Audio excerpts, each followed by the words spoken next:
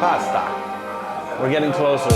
We're here at a vocational school in Taiyuan, Shanxi, central China, with the 3 Italian chefs. We're gonna see the Chinese chefs here at the school demonstrate a few different types of noodles, and then we're gonna have the Italian chefs make a few noodles themselves. It's the 3rd and final day on the chef's trip to see Chinese noodles in Shanxi, one of China's most famous noodle provinces, and we brought them to a vocational school with a noodle program. So the whole school is managed by the students. They don't have any cleaning staff. Really? They don't have any delivery staff. All of the students do all of those roles. Very good. Students do all their own cleaning, all their own security. Can I send my son? Before we started, the administrators toured us around the whole school, stopping in on the coffee class, the cake decorating class, a walk class. The school serves thousands of kids who might not otherwise have a great shot at an education and gives them the tools to make a living. This being Shanxi, of course noodles are an option too. Oh, they do everything, yeah. Why no pizza? This discrimination.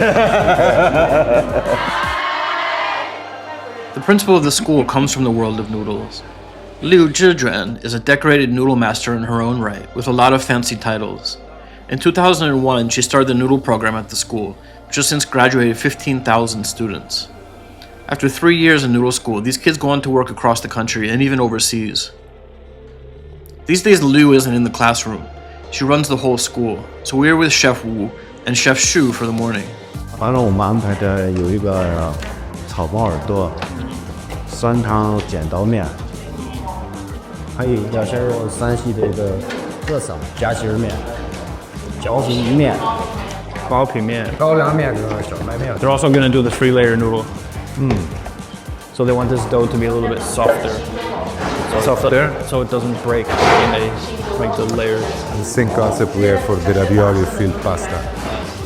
This was the same noodle Riccardo and I had been talking about the previous day, but this time done by a master. So they're making the cat's ears and the scissor noodles out of the same dough, and it's the same, like all-purpose 10% flour. 那个剪刀面啊，先把它这个面揉成这个锥形，锥形。 这个剪刀是裁缝剪刀，就上面这个动，下面这个是不动的。就是上面这条边张开盒子，张开盒子。 There were only one pair of scissors, so Paolo was quick to get in there and try, while the rest of us watched from across the workbench.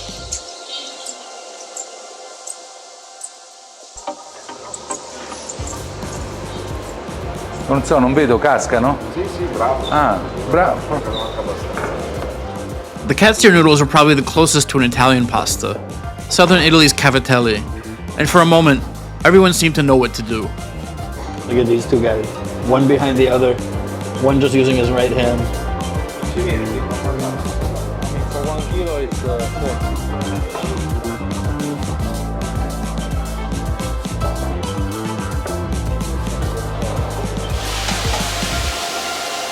After the morning's demo, it was time to eat. 谢谢，不客气。来，谢谢。 The texture is so different. 这个能凉吃，能热吃，还能吃汤面，还能吃炒面，什么面都行。 Wow, Very good. yeah, such a good texture from the white flour on the outside and then the firm sorghum flour on the inside. I'll do a pizza like this. Like this, really? Yes. After 2 full days of looking at Shanxi noodles, the chefs needed to get their hands dirty. Ever since I came to this school 3 or 4 years ago, the first time, I wanted to bring Italian chefs here. We've learned so much from the Chinese chefs here about how they make noodles here in Shanxi, and I think it's time for us to give something back. I think it's time for the Italian chefs to show a little bit of their skills. Marino brought a chitara, the Italian noodle guitar, for cutting noodles, and Paolo and Riccardo brought a few ingredients to make some simple sauces. Watching the Italian chefs and the Chinese chefs interact, I knew this series was going to bring up the question of who invented the noodle, and even worse, the Marco Polo myth. The final answer is easy. Humanity invented the noodle, probably several times in several different places. After all, once you grow wheat and you have flour, you're going to figure out how to make a dough, and then you're going to experiment with ways to cook that dough. In ancient Rome, where they had durum wheat flour 2,500 years ago, They made a baked or fried dough sheet called laganan, which eventually became stacked with vegetables and meats and evolved into lasagna. In China, around the same time, they were making zhubing, a boiled wheat dough that was probably an early form of noodle.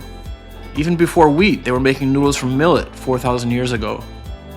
By 1,000 years ago, Arab chefs were making sweet and savory noodle dishes and introduced durum wheat to Sicily in the 9th century.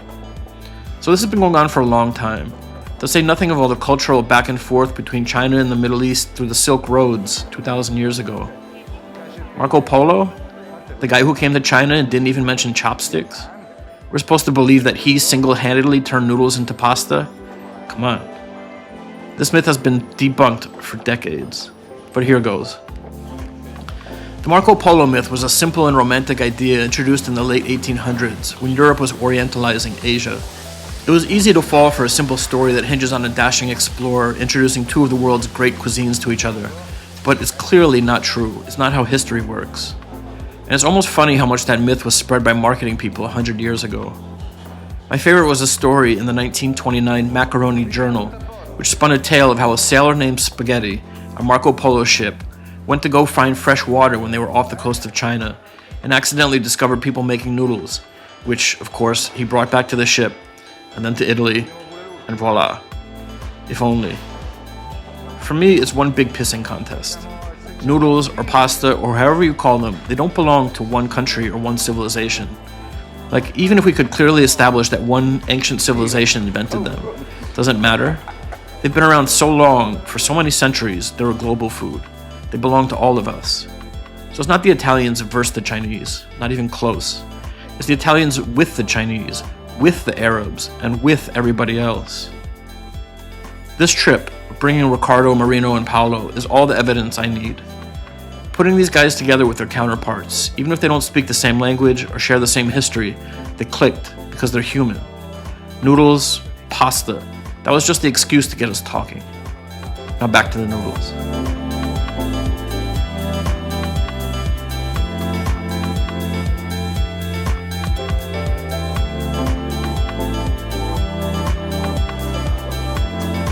Remember the first thing that we had the first day? The bun that was made out of noodle? Ah, yeah, now I get it, which one is this? It's really like the missing link between noodles and bread. In Italy, we do something similar. It's a short crust with the frangipane and then the tagliolini on top. So good. Sweet. After class, we went down to the cafeteria for a quick noodle lunch, and to recap. I could have stayed forever, but the chefs had come from across China and Southeast Asia for this, and they had to get back to their own kitchens. It was great to see how they are proud as well, and they keep tradition. They put so much effort on teaching kids and creating jobs related to noodles. It's something that we don't have in Italy, for example. Yeah, we have the cook job, but it's something more general.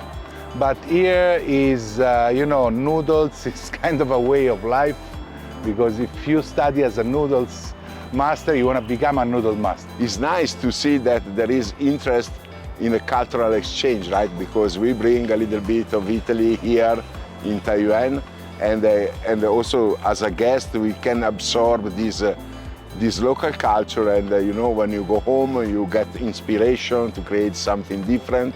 I find a lot of similarity to south of Italy, where the condiment is not that important, but the texture and the shape of the pasta have to be important, I have a more complete vision now about Chinese noodle, Italian noodle, and also I think I have learned a little bit how can I create some new shape maybe, or improve some texture of the pasta that I do now.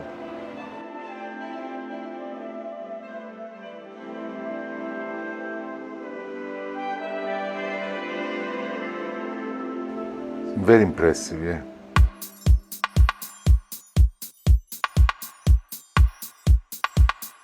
No pizza. No pizza. No. Why no pizza? Ask him, it's true, why no pizza?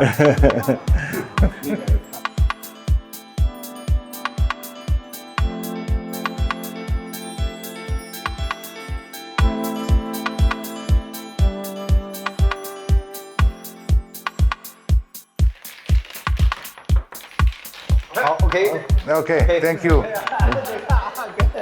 You know that's going on the wall.